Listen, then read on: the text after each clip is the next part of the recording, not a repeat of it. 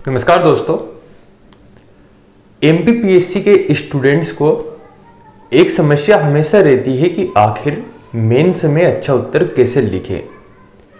अच्छा उत्तर लिखने की क्या क्या कसौटियां हैं और बहुत से डाउट से संबंधित रहते हैं, जैसे कि क्या पैराग्राफ में लिख सकते हैं, क्या फ्लोचार्ट में लिखने पर ही अच्छे नंबर मिलेंगे, क्या किसी मानचित्र को बनाने पर ही हमें मेंस में अच्छे नंबर मिलेंगे, या वास्तव में अच्छा उत्तर लिखा कैसे जाता है।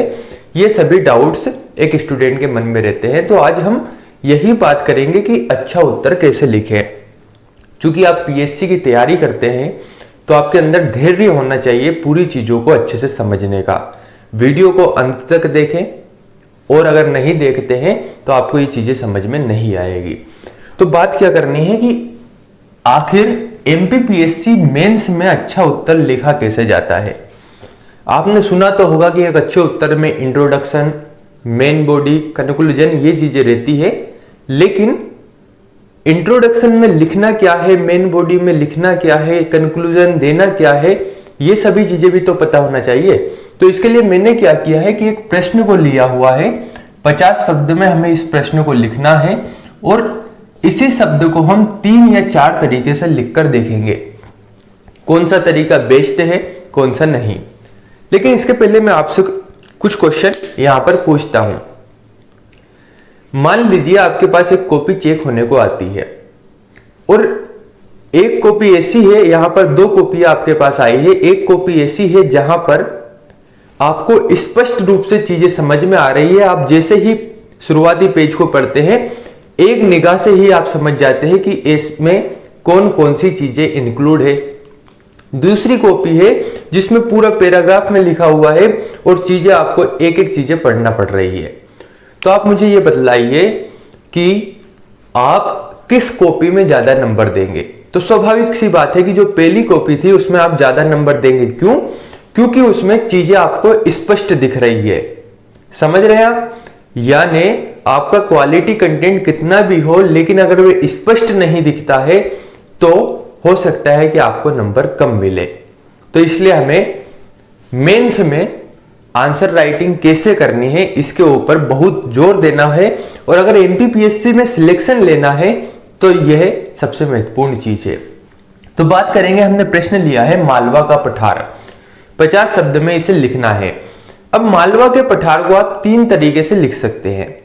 पहला तरीका तो यह हो सकता है कि मालवा के पठार के बारे में जो जो चीजें आपको पता हो, मान लीजिए ये एक कॉपी है तो आप यहां से शुरू हुए और इस तरीके से लिखते लिखते पूरे कॉपी को, पेज को भर दीजिए। कहीं भी कोई गैप मत दीजिए, कोई फ्लोचार्ट का यहां पर कह सकते हैं बनाना नहीं है, कोई मानचित्र नहीं बनाइए, पूरा आप पेज भर सकते हैं। दूसरी पेज है उसमें आपने फिर मालवा का पठार लिखना है, जिसमें आपने यहां से शुरू किया, यहां पर कोई फ्लोचार्ट बना दिया, यहां पर कोई मानचित्र बना दिया, इस तरीके से लिखिए। और तीसरा लेना है जिसमें आपने अधिकतम मानचित्र का प्रयोग किया और कुछ चीजें जो मानचित्र में नहीं दर्शा पाए उनको यहां पर लिख दिए। तो अब आप खुद बतलाइए कि आपके हिसाब से सही उत्तर कौन सा होगा। तो निश्चित रूप से आप कहेंगे कि जो ये वाला उत्तर है ये सही होगा। क्यों? क्योंकि इसमें हमारा समय बच रहा है। दूसरी चीज ये कि जो हमें चीजें दर्शानी है वह स्पष्ट रूप से हमें समझ में आ रही है, वह स्पष्ट रूप से दिख रही है। तो मालवा के पठार का अगर आप आंसर राइटिंग करते हैं तो जो पहला तरीका है इसमें आप जब ऐसे लिखते हैं कि जैसे मान लीजिए मालवा का पठार मध्य प्रदेश का सबसे बड़ा पठार है जिसका क्षेत्रफल 88,222 वर्ग किलोमीटर है। यहां पर तापमान 40 से 42 डिग्री सेंटीग्रेड रहता है। यहाँ की मिट्टी, इस प्रकार की मिट्टी पाई जाती है। यहाँ पर बहुत सी नदियां प्रवाहित होती है जैसे कि चंबल है, काली सिंध है, छिपरा है। यहाँ पर सिगार, जानापाव, धजारी ऐसी बहुत सी चोटियां है। चीनी यात्री फायान मालवा की जलवायु को विश्व की सर्वश्रेष्ठ जलवायु कहा है। तो ये सभी चीजें आपने इस तरीके से लिखी। तो आप खुद बतलाइए कि कहीं पर भी कोई गैप न देकर क्या आप इसी क्वेश्चन में आपने जो आंसर लिखा आप इसमें पूर्ण नंबर देंगे? स्पष्ट रूप से नहीं देंगे। क्यों? क्योंकि आपने कंटेंट पूरा डाला लेकिन उसका जो एक प्रवाह है उसके लिए जो फ्लोचार्ट बनाना था वो आप नहीं बनाए। तो हमें ये जो पहले वाला क्वेश्चन का आंसर है ये वाला हमें नहीं लिखना है, ये ध्यान रखिए। एक ऐसी स्थिति अगर आ जाती है कि तब आप या फ्लोचार्ट नहीं बना पाते हैं, या पॉइंट में नहीं लिख पाते हैं, या मानचित्र नहीं बना पाते हैं, तो ही आपको ये वाली जो आंसर राइटिंग है ये अपनाना है, अन्यथा पहली आंसर राइटिंग नहीं अपनाना है। दूसरी आंसर राइटिंग पर हम आते हैं। दूसरी आंसर राइटिंग क्या थी कि आपने सबसे पहले थोड़ा सा इंट्रोडक्शन दे दिया। इंट्रोडक्शन का मतलब ये नहीं है कि आपको लिखना है प्रस्तावना, पहले आपको सीधे शुरू करना है, बस वहां से पैरा चेंज कर देना है तो समझ में आ जाएगा कि ये प्रस्तावना है। कैसे?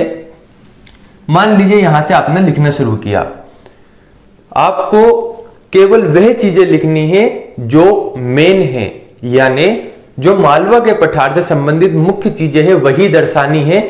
यह नहीं कि आप पूरी लाइन यहां पर लिखने लगे। कैसे हो सकता है? आप यहां पर शुरू ऐसे करें कि मालवा का पठार मध्य प्रदेश का सबसे बड़ा पठार है, तो ये चीजें नहीं करना। आपको क्या करना है? सबसे पहले आपको लिखना है मध्य प्रदेश का सबसे बड़ा पठार, जिसका क्षेत्रफल 88,222 वर्ग किलोमीटर है। यह आपका इंट्रोडक्शन हो गया।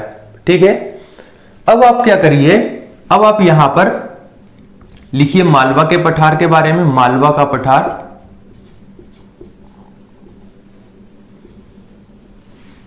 अब यहां से फ्लोचार्ट की भांति कुछ लाइन निकालिए।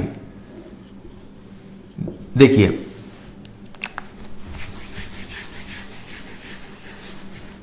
आपने सबसे पहले लिखा कि मालवा का जो पठार है इसके बारे में आप क्या लिखेंगे, तो आपने सबसे पहले लिखा अवस्थिति, यानी ये कहां अवस्थित है।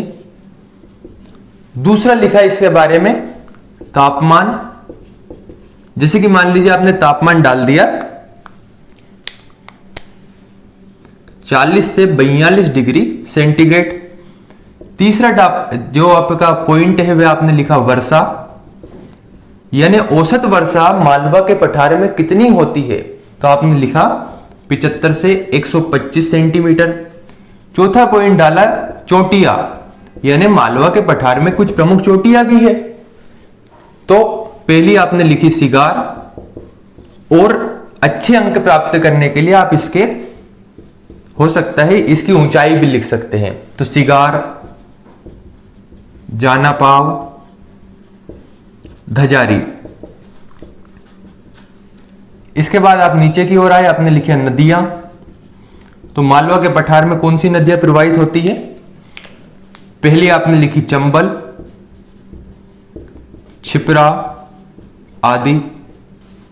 ठीक है, तो 50 शब्दों में लिखना था, 5 आपके यहां पर अंक हैं और आपने लगभग 6 पॉइंट या 5 पॉइंट यहां पर लिख दिए।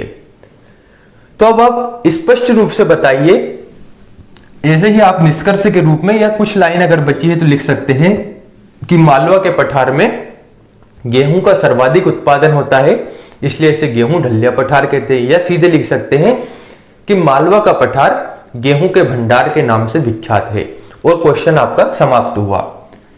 तो अगर आप इस तरीके के आंसर को लिख रहे हैं तो आप स्पष्ट रूप से देखिए कि जैसे ही मालवा का पठार आया, क्या आपको सब चीजें स्पष्ट नहीं दिख रही? जैसे कि इसके तापमान आपको स्पष्ट दिख रहा, इसकी औसत वर्षा स्पष्ट दिख रही, इसकी चोटियां स्पष्ट दिख रही, इसकी नदियां चंबल छिपरा आदि जो भी है स्पष्ट दिख रही, और यहां पर अंडरलाइन करते चले इसका क्षेत्रफल आपको स्पष्ट दिख रहा है। इसका मतलब क्या है कि जैसे ही हमारी नजर कॉपी पर जाती है चीजें स्पष्ट दिखती है और हम सही अंक यहां पर प्राप्त करते हैं। तो ये एक तरीका ये हो गया। इसके अलावा भी अगर आपको लिखना है, मान लीजिए मैप से संबंधित ये प्रश्न रहता है, तो अब आप इसको और भी अलग तरीके से लिख सकते हैं। जैसे कि अगर आप गौर कर रहे होंगे तो जैसे ही आपने ये फ्लो चार्ट बनाया, इससे हुआ क्या, इससे आपकी कॉपी में जगह भी यहां पर पूर्ण भरा गई। आपने जो मेन पॉइंट थे वो भी कर दिए। जैसे मान लीजिए अगर आप पहले वाले तरीके से लिखते तो इसे क्या लिखता है कि मालवा के पठार का तापमान या औसत तापमान 40 से 42 डिग्री सेंटीग्रेड होता है। तो इतनी बड़ी लाइन लिखने से क्या मतलब, हमें जो दर्शाना है वह हमने दर्शा दिया। ठीक है, तो ये तरीका बेहतर है। और अगर हम मैप बना सकते हैं, कहीं मैप की गुंजाइश है, तो अब आपको क्या करना है, इधर आइए, यह है मध्य प्रदेश का मानचित्र। आपने देखा कि मालवा का जो पठार है, मालवा का पठार ये कुछ इस तरीके से, और देखिए मैप बिल्कुल भी परफेक्ट बनने की कोशिश मत करिए, इतना टाइम नहीं होता कि आप अच्छा मैप बना पाए। जैसा मैप बनता है वैसा बना दीजिए, इस तरीके से उसे दर्शा दीजिए। तो आपने क्या बताया, मालवा का पठार ये है, तो आपने लिख दिया मालवा का पठार। अब आपको समझ में आ गया कि ये मालवा का पठार है। अब देखिए इन्हीं चीजों को हम कैसे लिखते हैं। आपने ये जो 3 चोटियां थी इनको दर्शाया, यहां पर लिख दिया आपने सिगार, जगह कम होने से मैं यहां पर शॉर्ट में लिख रहा हूं, यहां पर लिखा जाना पाओ, यहां पर लिख दिया धजारी। एक चीज आपने दर्शा दी।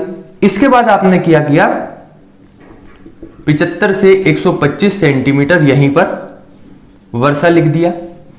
यहां से पॉइंट निकाला, आपने लिखा तापमान 40 से 42 डिग्री सेंटीग्रेड।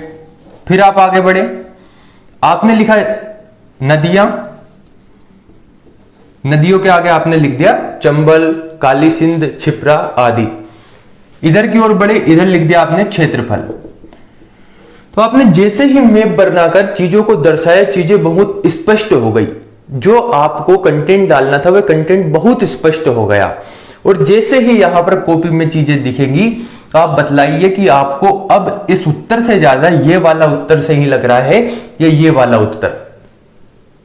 तो साधारण सी बात है कि ये वाला जो उत्तर है ये काफी सही लग रहा है। क्यों?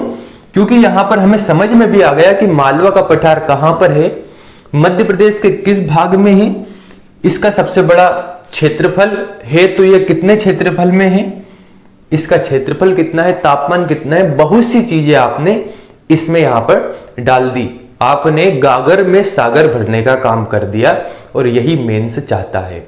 यानी बड़ी चीजों को छोटी चीजों में लिखना ही मेंस है और सही ढंग से लिखना ही मेंस है। तो साथियों, अगर इस प्रकार से आप लिखते हैं तो आप बहुत अच्छे अंक प्राप्त करते हैं। धन्यवाद।